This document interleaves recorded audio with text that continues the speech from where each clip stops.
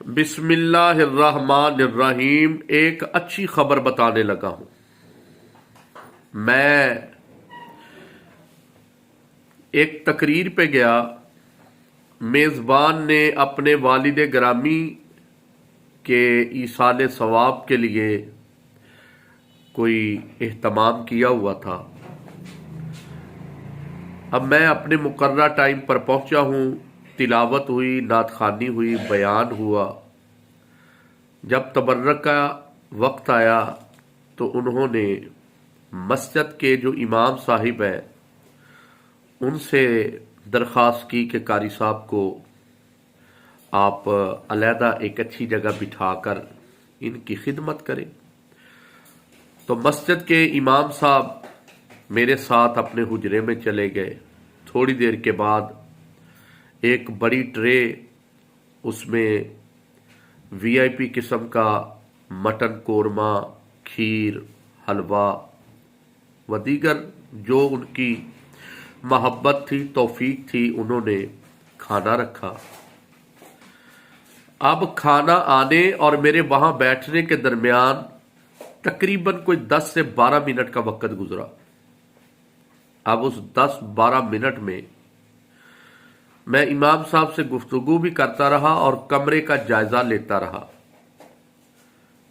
آپ یقین کریں، اس کمرے میں جس چارپائی پہ امام صاحب سوتے تھے، میرا گمان ہے کہ 12 سال پرانی ہوگی، اور جو دری اور رضائی اور کھیس اور سرہانا،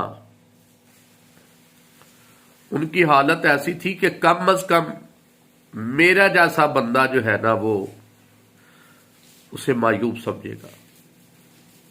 تو میں نے ایسے باتوں میں ان سے امام صاحب سے کہہ دیا، میں نے کہا حضرت جی یہ کیا ہے یار، یہ رضائی ہے، یہ ساری چیزیں تو آپ کم از کم انہیں دھلوا ہی لے۔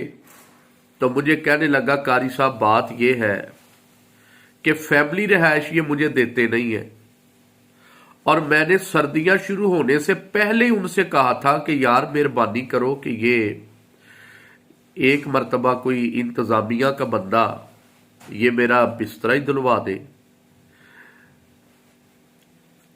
یار یقین کرو، اب میں کیا سخت لفظ کہوں، جو بندہ اشارے کنائے نہیں سمجھ سکتا اس کو ہم رو کے دکھائیں گے۔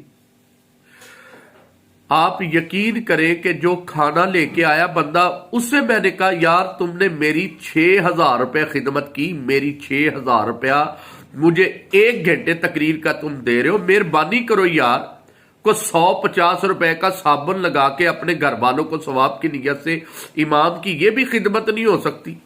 اور اچھی تعلیم، تربیت اور خیرخواہی کے جملوں کی برکت یہ ہوئی کہ اس میزبان نے وعدہ کیا کہ میں انشاءاللہ قاری صاحب کے لیے نئی چارپائی، مکمل نیا بسترا میں انشاءاللہ اپنے والد کے ایصال ثواب کے لیے ان کو پیش کروں گا۔